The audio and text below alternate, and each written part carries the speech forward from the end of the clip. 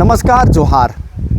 भारतीय संविधान के अनुच्छेद 25 से 28 में हमें धार्मिक स्वतंत्रता का अधिकार प्राप्त है और इस संवैधानिक अधिकार के तहत हम किसी भी धर्म संप्रदाय पंथ को मान सकते हैं और उनका अनुसरण करते हैं। लेकिन जब हम अपने मूल धर्म से धर्मांतरित होते हैं तो हमारे और हमारे परिवारों पे कई परिवर्तन होती है।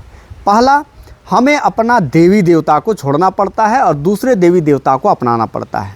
दूसरा, हमारे सभी धार्मिक स्थानों को छोड़ना पड़ता है और दूसरे धर्म के स्थानों को अपनाना पड़ता है। तीसरा, हमारे सभी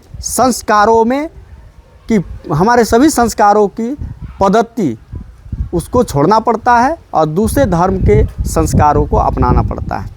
हमारा चौथा परिवर्तन हमारे पर्व त्योहारों पर पड़ता है। हमारे सभी पर्व त्योहार परंपरा को छोड़ना पड़ेगा और दूसरे धर्म के पर्व त्योहार को अपनाना पड़ेगा।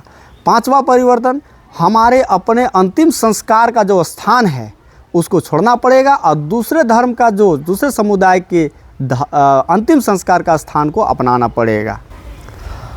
धर्मांतरित होने के बाद हमारी संस्कृति, परंपरा, रीति रिवाज, रूढ़िवादी व्यवस्था यहीं पे ख़त्म हो जाती है और हमें कई दूसरों अन्य धार्मिक ग्रंथों के अनुसार चलना पड़ता है। लेकिन धर्मांतरित होने के बाद भी हमें अपने अच्छे जीवन यापन के लिए कमाना पड़ेगा, हमें अपने अच्छे जीवन यापन के लिए पढ़ना पड़ेगा, शिक्षित होना होगा और अंत में हमारी मृत्यु निश्चित है।